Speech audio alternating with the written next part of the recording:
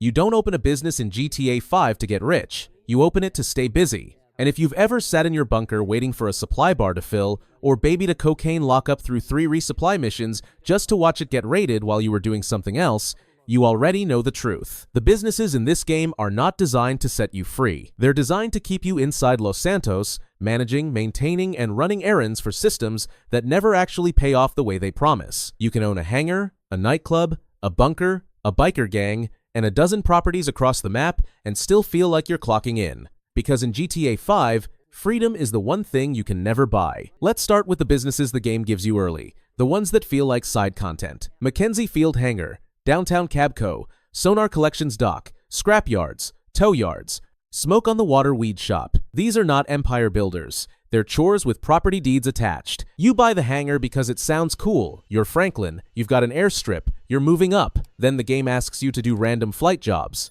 Deliver cargo, chase planes. The payout is pocket change. The hangar doesn't generate anything on its own. It just sits there unless you activate it, and when you do, it turns into a part-time job with no benefits. Same with the cab company. You don't hire drivers or expand routes or automate anything. You get in the cab and drive people around like it's 2004. The scrapyard? You tow cars, manually, one at a time. The sonar dock gives you submarine missions that pay less than a convenience store robbery. These businesses sell you the fantasy of ownership, but the reality is maintenance. You're not a mogul. You're a worker with a deed. What's the worst? The game doesn't even pretend these properties matter to the story. Franklin buys the cab company and nothing changes. No dialogue, no character development, no missions that tie into it. It's just there. A checkbox. A way to sink your heist money into something that looks like progress, but plays like busy work. The cinema Franklin can buy? You get a couple of management missions and then it just sits there generating a few $100 a week. The golf course Michael buys? Same deal. You pay millions for properties that could have been set pieces,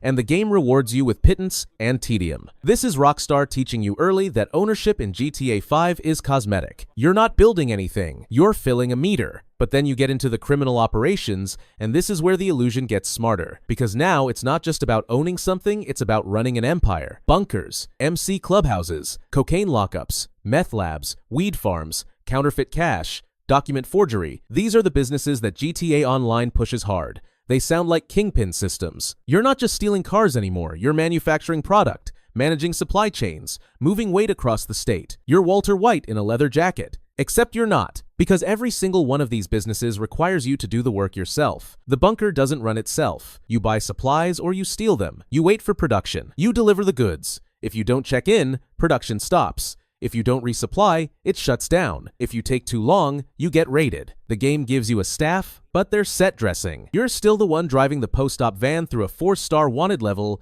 because your business needs babysitting. The MC businesses are worse. You buy a cocaine lockup because it sounds like empire building. Set up shop, hire workers, let the cash roll in. But the workers don't work unless you're online. The business doesn't generate anything unless you're actively playing. And when you do play, half the time you're doing resupply runs, stealing vans, killing rivals, delivering drugs to your own operation just to keep the meter moving. You're not the boss. You're the logistics guy. And the missions themselves? Repetitive. Steal a van, defend a drop, collect packages. The game dresses it up with different locations and enemy types, but it's the same loop. You're grinding to keep a system operational that never actually elevates you beyond the grind. The payout is decent if you run a full stock sale, but compare the hours invested to the return and you're making less per hour than a mission. You're working harder to maintain the illusion of being a kingpin than you would just running heists. The nightclub tries to fix this. It's supposed to be the passive income dream. You link your businesses, assign techs, let it accumulate in the background. And it does slowly. So slowly that you'll still be grinding contact missions and heists to actually make money while your nightclub ticks up a few grand every hour. You also have to maintain popularity, which means doing nightclub promotion missions, DJing, throwing out troublemakers, rebooking staff.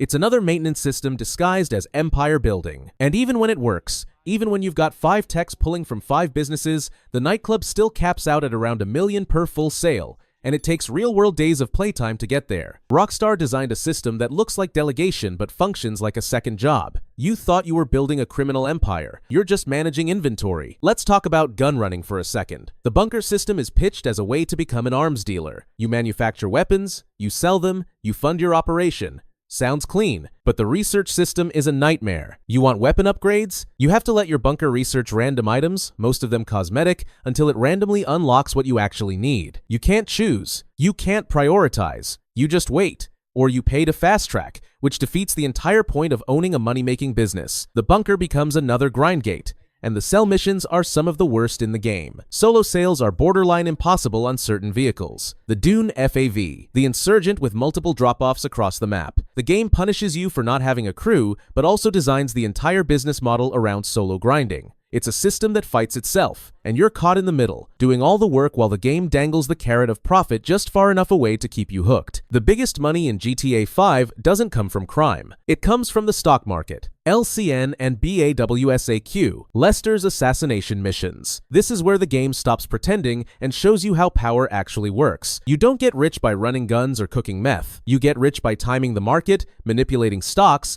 and playing the system like a Wall Street trader. Lester hands you 5 hits. Each one crashes a company's stock and boosts a competitor. You buy low, kill the target, sell high. It's clean. It's fast. It's completely disconnected from the grit and grind of every other business in the game. And that's the point. The richest people in Los Santos don't pull triggers.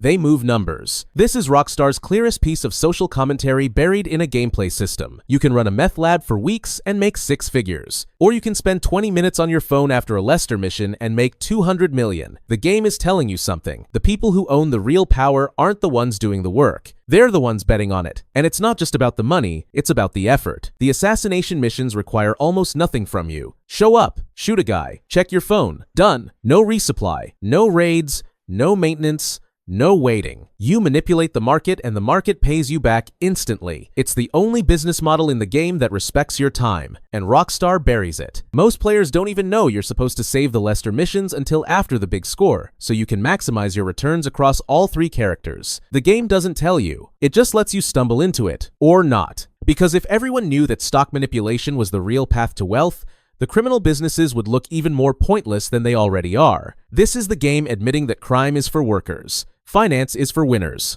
And then there are the businesses you can't own. Maze Bank, Merryweather, Life Invader, the FIB, Ammu-Nation, Atomic Blimp. These are the institutions that run Los Santos, and you will never touch them. You can rob Maze Bank, you can work for Merryweather, you can manipulate Life Invader's stock, but you can't buy in. You can't take over. You can't replace the system. Michael, Trevor, and Franklin pull off the biggest score in the city's history, and it changes nothing. The banks reopen. The private military keeps operating. The government keeps running.